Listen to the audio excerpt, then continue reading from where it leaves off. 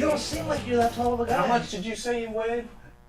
250 some odd pounds, right? No, 235. 235. I was almost 250 when I was back playing for Oregon State, but I've changed positions, and so I had to drop down a little bit since then. So does being slimmed down help you to sack them quarterbacks? Oh yeah, I mean, I'm definitely faster now than I was playing in college, and my ability to move, side to side and everything. I'm a lot better suited to be a linebacker now. I'd like to ask some political questions about the NFL, if I may. Why is it, okay, like, some games are undeniably, let's go back to when the Seahawks actually went to the Super Bowl against the Steelers. Let's talk about that game. Yeah. I think we all did. Is it fair to say that there was enough BS calls to fill a stadium in that game? Is that a safe thing to say? Would you agree with that? Would you disagree with that? I know you have to be careful about certain subjects. I'll comment. As will I, but obviously, Slade probably has to be careful how he approaches the answer to this one. What's your take I can translate for you if you want. I was going to say, I'm trying to plan out here what I'm going to say. That game was frustrating. I was a big Seattle Seahawks fan growing up, and so I was really pulling for them. But they faced a great team with that Pittsburgh Steelers team, and they've been there before, and that was sort of Seattle's first trip. So I don't know. I think it wasn't just play calling. I think it was just a combination of everything, their lack of experience, and they really relied on the run game a lot with Sean Alexander there. Mm-hmm. So then the Steelers, that's what they do. They're going to stop you up front and make you beat them through the air. They do have a very tough defense going on. They do. If you watch Super Bowl this year, I mean, they were all over. That was really a good game. This last year was a pretty good game, with the exception of the fact that it seemed like this game, particularly last year, you had a lot of stupid things going on though in the beginning. You know what I mean? Like the one guy literally ended up tackling his own guy. I mean, you saw that, right? It's kind of I can understand that. Okay, you got nerves going on and everything. This is the Super Bowl. This is a big deal, but close. Yeah, but it's come on, pay attention, right? I mean, seriously, you know what I mean? It's these are things that any coach is going to get on you for. I mean, definitely, especially that one. I mean, that was it's just dude, watch where in the you're going. It was interesting watching that because Green Bay had a lot of their defensive backfield injured, and so I was real surprised that Pittsburgh still tried to pound the run the second half, and they didn't move to the air to really take advantage of that weakness. But I guess they saw something there and they were trying to expose it. But I wanted to ask you a little inside question. Your father had mentioned to me, and if you're not comfortable with answering this question, of course we'll edit it out.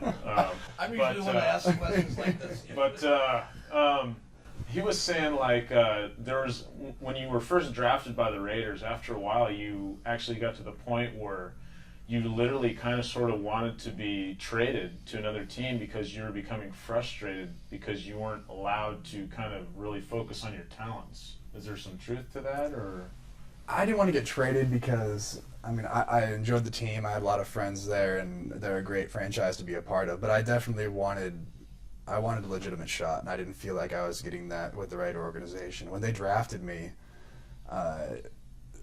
right afterwards, they sort of changed their mentality with linebackers and really moved to bigger bodies in there. If you look at the Raider team this last season, the linebackers averaged around 260. I mean, these guys are giants out there, and obviously I'm not that. So I think it was great for me to get out of there. I miss the organization. I miss playing for the Raiders. It was a great time. Mm-hmm. But I'm definitely happy with the Jags and with my prospects there. So are the Jags giving you more of an opportunity for you to focus on your talents? Oh, definitely. Much more so than, say, like the Raiders or the Seahawks? The Seahawks I wasn't really with long enough to that was pretty to be able to give them a fair chance there. But with the Jaguars, they immediately put me in on special teams, and I was playing all teams there. I did a great job for them, and I was the next linebacker to go in. Mm-hmm. So had somebody gone down in any of the games that I was playing in, I would have been on the field as a linebacker. So the Jags have given me, a very, great opportunity, and I'm just hoping to take it and run this next year. Just to be fair here, I know that having played with the professional experience with the Raiders, right? If the Seahawks did draft you, would you turn them down if they gave you a good enough contract?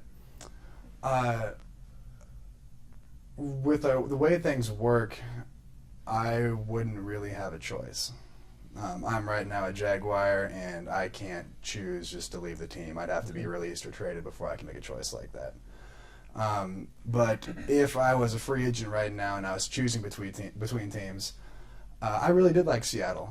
I grew up, like I said, watching the Seahawks. I enjoyed Pete Carroll's coaching staff, the way that they bring, sort of a fun aspect to the game while still, taking things serious and working hard.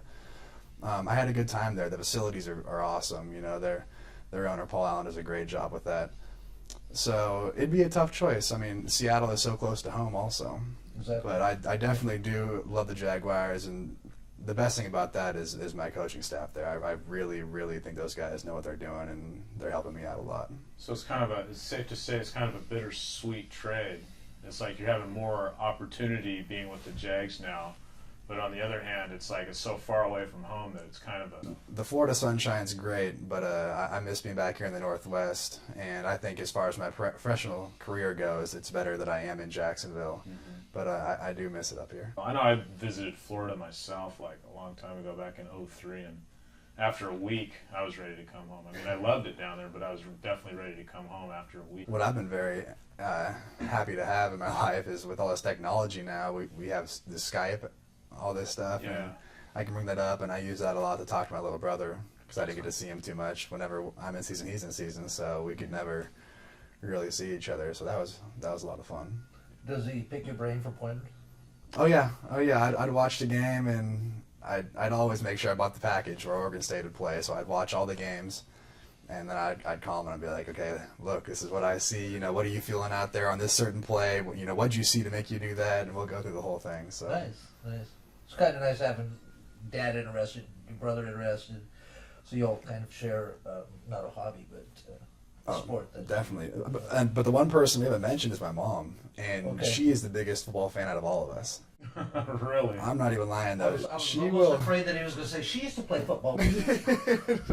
Well, she's tougher than all of us. Oh, really? She'd have to be. But I've actually met Slade's mother too, and I would have never thought that. I mean, she's such a nice, sweet person, really, and I would have never guessed that she would have been like such a football fan. She just doesn't really come across that way at all. She's on Google and on ESPN.com and every NFL Network. I mean, all the time. She'll call me up and be like, "Hey, I heard so and so got traded. What's the deal?" And I'll be like, "What happened?"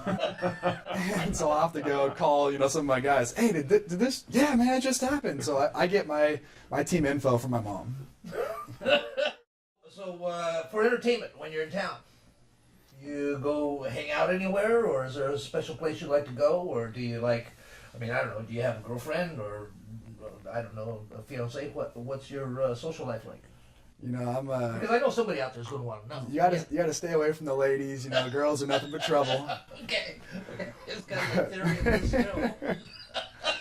But no, I got a lot of buddies that I grew up with out here, so it's always great to come back here. We'll go out around downtown Portland at night and have a good time. I love coming back here during the summer because it's so gorgeous, obviously, and I love all the water skiing, the wakeboarding, and we have a lot of fun. And it's not quite as hot as Florida in the summertime. Yeah, exactly. I'm not looking forward to fall camp out there. It's really muggy down there. August is the worst, and that's right when Yeah. we start our fall camp, so it should be interesting. I remember I went down there in February and it was like super muggy. It was like 85 degrees and muggy. I'm like, I went on the plane like freezing my gazoonas off and got off the plane, man, and I'm just like sweating. I'm like, oh my God, I'm dying. I had to take my coat off and everything. I was just like sweating everywhere. It was crazy. Well, imagine that with a helmet and shoulder pads, God. and then You doing have to doubles. just for that.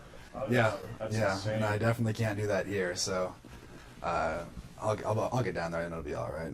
So you get a chance to do some scrimmage games and stuff with your brothers and your dad, or your brother and your dad and friends and stuff. Or... little brother and I will go out. It's hard to scrimage with football, Yeah. but we'll go out and we'll play basketball, and we're competitive. So Yeah. So what happens? Hypothetically, you got this big game coming up, and you getting ready to play, and you get stomach flu or something like that. You got to go out and play anyways, or how does that work? you play. I mean, So you're deathly sick, thrown up in your helmet and leaving nice treats in your trousers. You're going out and playing no matter what, right? you're swallowing some kind of thing they're giving you to make you hold it down, and Okay, so let's talk about the Seahawks a little bit. And when you were with the Seahawks there for a while, you were mostly it was just kind of, I know it was short and sweet and all that. So did you get an opportunity to really play that much when you were with them? when I was with the Seahawks, I was just practice squad. So there's a 8-person practice squad. We're not allowed to play in games. We do everything but playing games. We'll go to all the meetings. We practice the whole bit, but we just don't play in games. Okay. So it's a learning curve, Yeah. more or less. Yeah. You're the accident dummy for the playing field. Yeah, Yeah. basically. But you get to learn and have the experience with that. I don't mean to downplay it. No. That's basically you're putting in your time. I'm assuming that means the Jags are definitely giving you more opportunity to play. And It's just all, with the NFL, it's such a numbers game. The Yeah. difference between a guy who's played, 8 years on special teams and a guy that's played 3 is really not that much difference, except that he just hit the numbers game right. You have the Pro Bowlers, and everyone else is pretty much equal. It's just you got to make sure you don't get hurt. You got to make sure other position in your team doesn't get completely depleted to where they have to bring in new guys, and Yeah. you just gotta work hard and get lucky too. Mm-hmm. So your stack status. What's Your that? sack status. My sack. Stack status. How's your stack status there, sir? Moving to linebacker, I don't get to rush the quarterback as much as at a D end, so I do really miss that a lot. But I'm excited.